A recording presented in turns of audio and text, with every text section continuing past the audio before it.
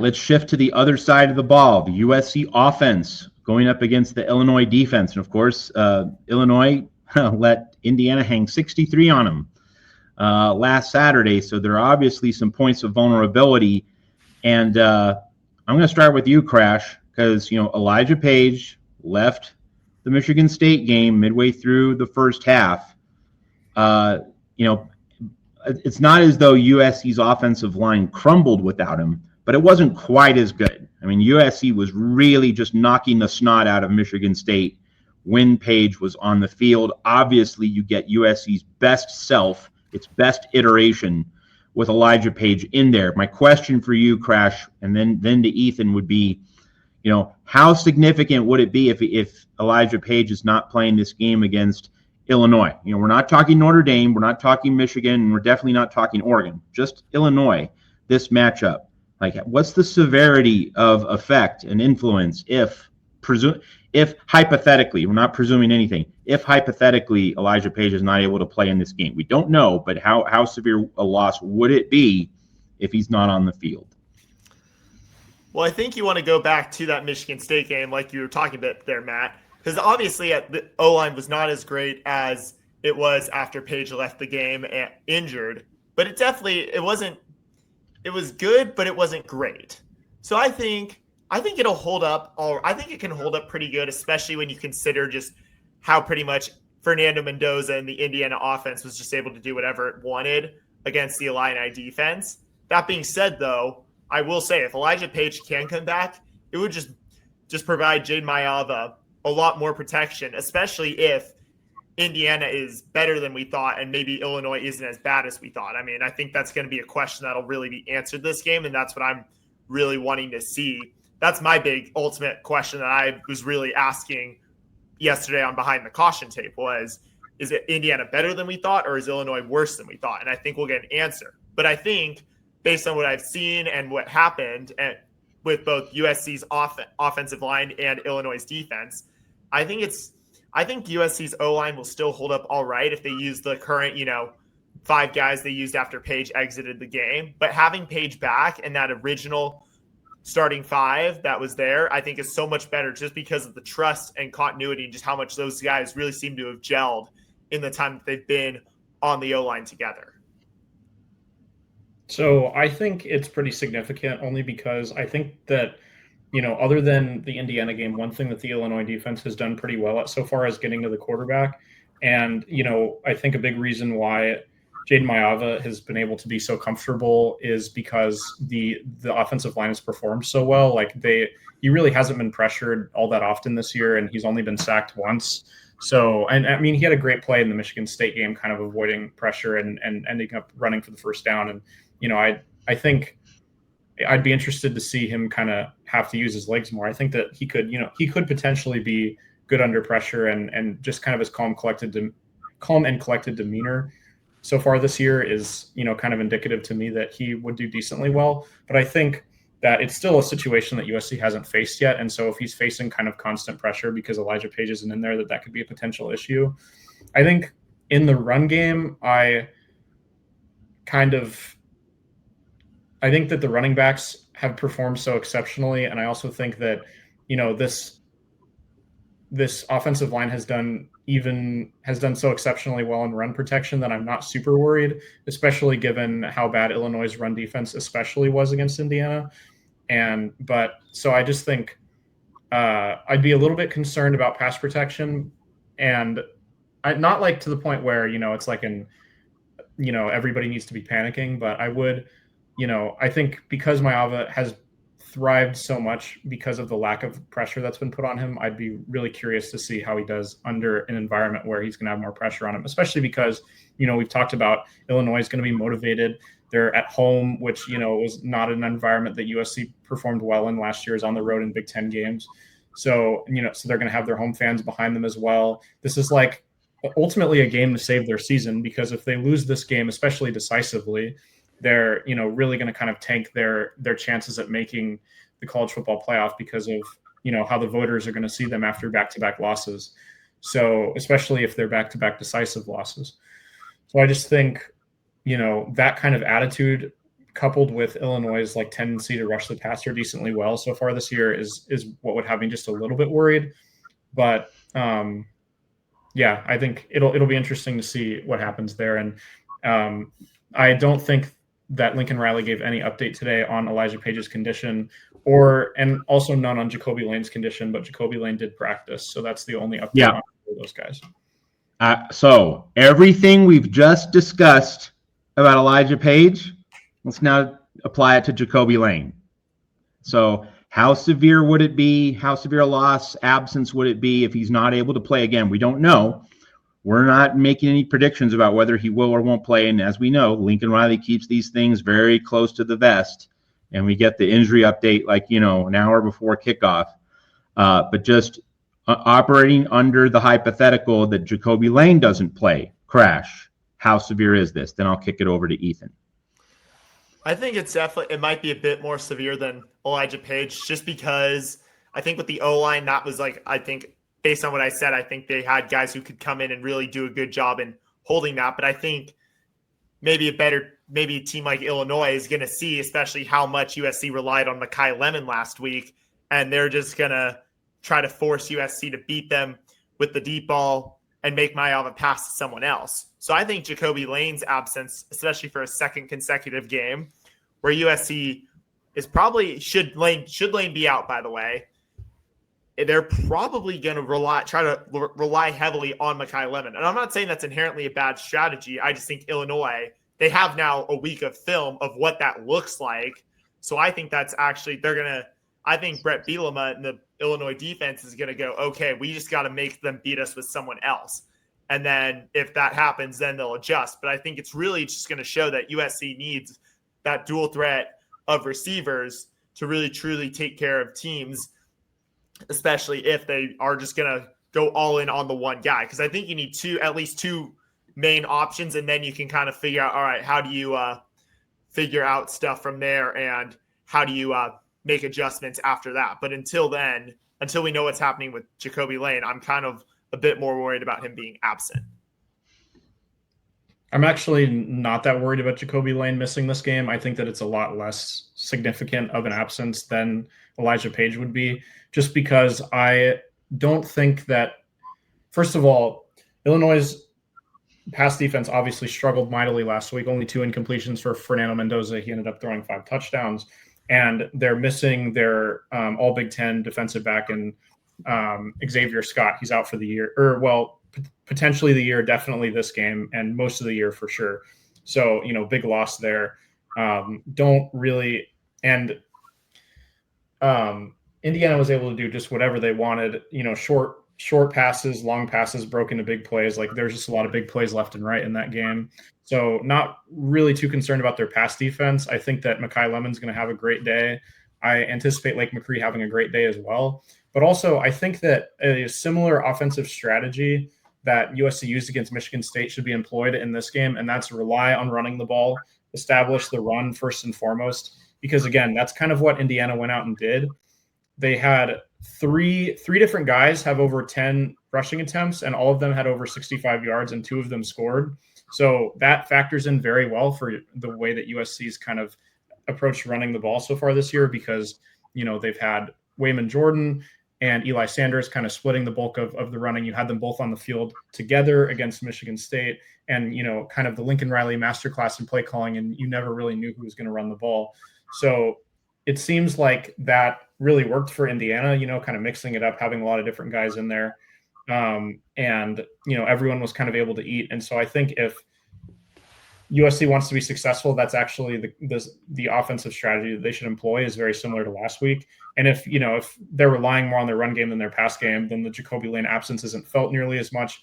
And I just think, like I said, I think Makai Lemon's going to do just fine again. And then I think you're actually going to have a number 2 receiver that performs a little bit better than anybody else did last week. I could see Lake McCree having a bigger game than he did against Michigan State, because just like I said, this pass defense got shredded, and, just got news this week that their best player is out for an extended period of time. So I just am not really inspired by their pass defense so far. Yeah, so I want to call your attention to the screen at the Voice of College Football website, vocfb.com. Staff writer Jeffrey Clark talking about how Xavier Scott's going to be out for an extended period of time, a key cornerback on the back end for Illinois, and another starting cornerback, Caleb Patterson, was in a boot and crutches as he exited the field in that game against Indiana last week. Illinois has, Brett Bielema said after the Indiana game, as many as 6 members of his secondary were injured to varying degrees. That certainly played a part in Indiana being able to ring up such a big number. So Caleb Patterson here, Xavier Scott, whom you see here in Jeffrey Clark's story at the Voice of College Football. So lots of injuries for Illinois in the secondary, and that brings me, gentlemen, to Lincoln Riley's play selection. So Illinois is really, really shorthanded on the back end. And so, you have USC fans who look, and like USC's running game's been really, really good with Waymo and Eli, alternating. And of course, like if you have a good running game and you're USC, like why do you deviate from it? But you're going up against an opponent which has very few able bodies with experience, with chops to cover the pass. So, especially if Jacobe Lane is able to play. Let's now say if Jacobe Lane does play, and you can throw Lemon and Lane at this decimated secondary. Ethan, you and I talk about Lincoln Riley play selection all the time.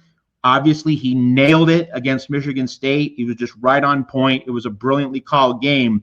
But as much as USC fans do want to run the ball, this could be a matchup where you're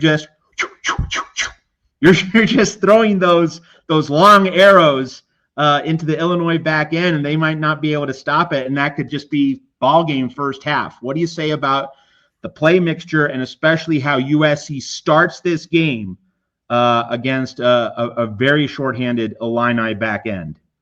Sure. I say, regardless of how the back end is looking, all of that, I say you still establish the run early, because I just think it opens up so much for you if you do.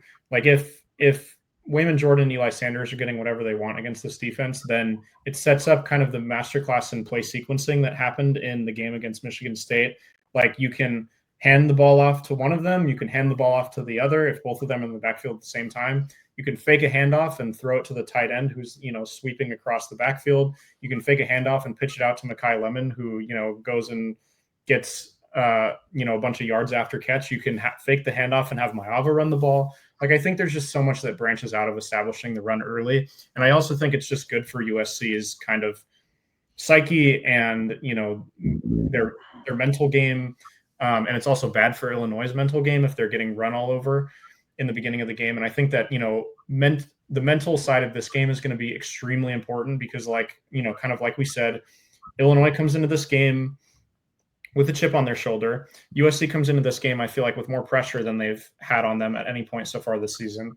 And also, with USC's travel tendencies, they're probably going to travel on Friday again. And this game starts at 11 local time. So it's not, it's kind of get up and play. And in a Big Ten environment that's going to be rocking because their team's been a lot better the past couple of years. And, the fans want this season to be saved. So they're going to turn out and try to support this Illini team and, give them all that they've got to try to keep the season alive. And so I just think that, it's best for everyone mentally and also just for future play calling in the game to establish the run first. Am I going to, be pulling my hair out if Lincoln Riley's throwing, 30, 40-yard bombs down the field? Absolutely not. I would love to see it if it happened. But I think, for all the reasons I stated, if I had to pick one or the other, I'd pick running the ball first. So I think you would honestly want to have a more balanced attack. I think you maybe start and see if you can really probe their weaknesses. So I agree with you, Matt. Maybe start fast, just start gunning the ball down the field. Just see if you can just get it in the end zone quickly, especially if, USC gets the opening kickoff. That said, though, I think USC should also employ the run game too and really get creative with it. I think especially because then it keeps Illinois on their toes and they're thinking, okay, because maybe then, even if their secondary is weaker, they might maybe try to shift guys back who are a little better to try to at least have an attempt. So in that case, if you shift force them to shift their defense back, that completely can open up the run game and then allow both Wayman Jordan and Eli Sanders to get their carries too. So I think you start just firing deep and wait for Illinois to adjust and then employ the run game and just keep the Fighting Illini on their toes the entire game long. I think if Lincoln Riley can call a game like that, I think that's a recipe right there for ball game by halftime. Okay, lots of layers to the Lincoln Riley play calling chess match against Brett Bielema and Illinois. So Ethan, let's now tackle a separate layer, less about run versus pass.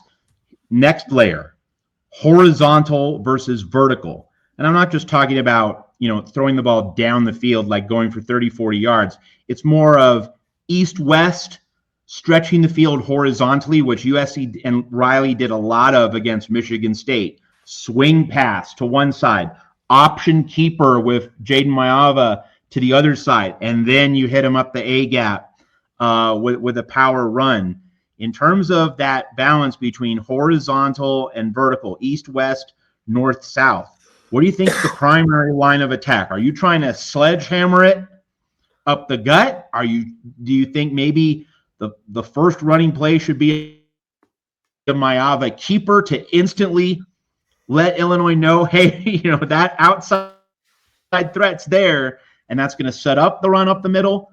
So east, west, north, south, Ethan, what do you think the sequencing and perhaps some of the potential is there? Also keeping in mind, Illinois saw a lot of these swing passes and screen passes against Michigan State.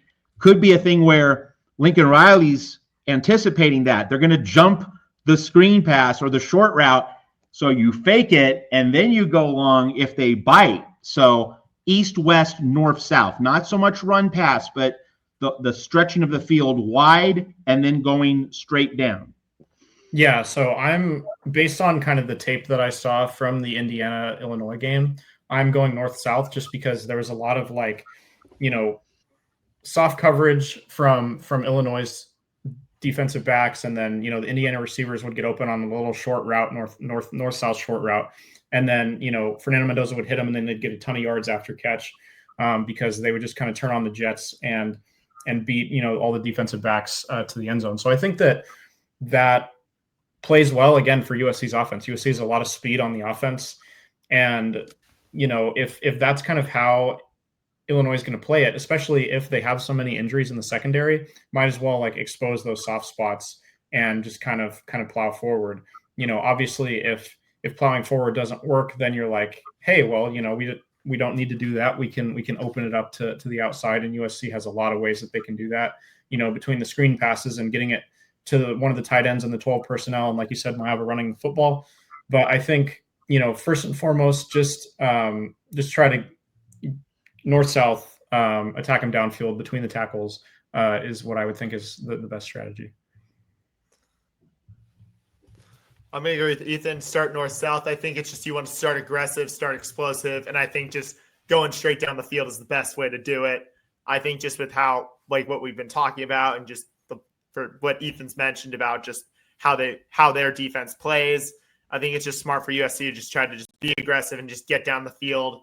At least to start, obviously, I'm not saying try to go east-west, but definitely I think just run it north-south. Just try to just really just put the pressure on them early, and just I think that's just going to just take it to them. Don't try to be all cute and fancy. Just bring the hammer, I think, is the way to go. Well, that's a very 1978 USC thing to say, Crash. A lot of the old-timers certainly love that answer from Crashlet Collier. All right. Another angle to the chess match between Lincoln and Burt.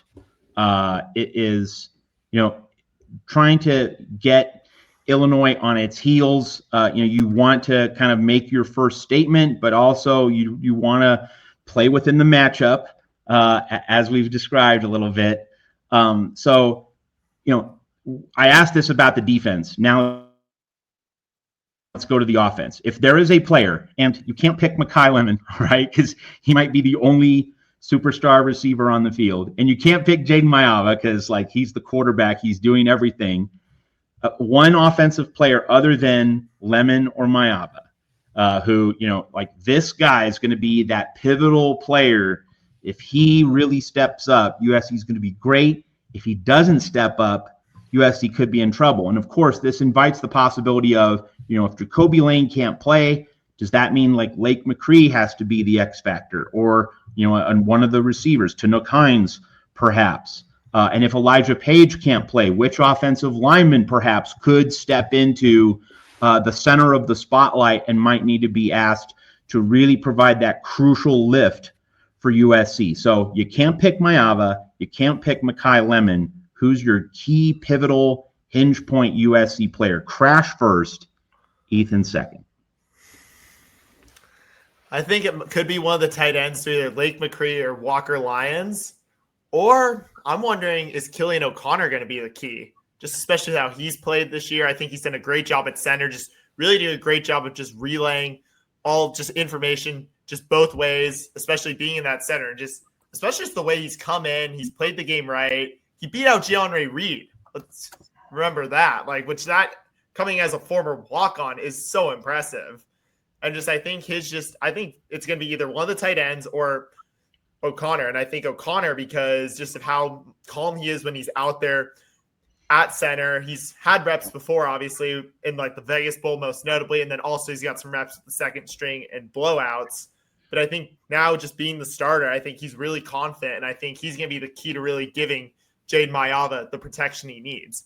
And then going back to the tight ends, I'm not sure if it'll be Lake McCree or Walker Lyons. Sorry to cheat a little bit on the question there, Matt, but I think it's going to be whoever steps up there first could be crucial, especially if Jacobe Lane is out. And I think they've both shown that they're both great at blocking and catching and scoring touchdowns too, continuing on that. So I think just one of them is going to need to step up and be that key second option for Jaden Maava on Saturday. So I think that my hinge point player is Justin Taona'u because he's likely going to be the guy who plays left tackle for Elijah Page. He's the one who stepped in when Elijah Page got hurt at Michigan State. And, it kind of creates this whole shift when Elijah Page is out. Taona'u, who plays a lot of right tackle, goes to left tackle. They moved Tobias Raymond to right tackle from left guard, and then Micah Banuelos took over at left guard with Alani Noah obviously playing right guard. So the whole kind of offensive line unit really shifts around with Elijah Page out. But I think, Justin Taona'u has obviously had his moments. He had that big block that, kind of went viral in the Georgia Southern game where he just kind of launched a Georgia Southern defender. So he's obviously very big, very talented, has looked good in his appearances so far this year, but it's big shoes to fill for Elijah Page, right? He's a guy who, a lot of people are projecting could be, an all-conference player. So I think he's performed up to that par so far this year. So I think just because of the magnitude of who Elijah Page is as a player and what he means to this offense and what he's meant so far, I think, whoever it is that's replacing him, no matter who that is kind of the hinge point player. And so since it's Taona'u, I would pick him.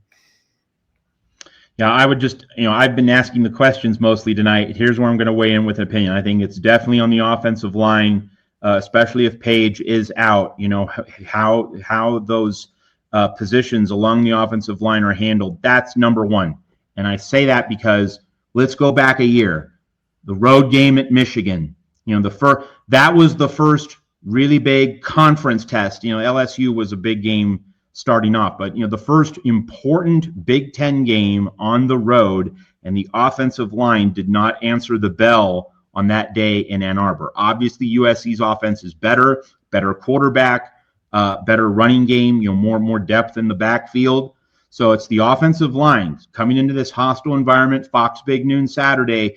The offensive line needs to be ready to answer the bell. So pick your linemen. That's where I think the hinge point is for the USC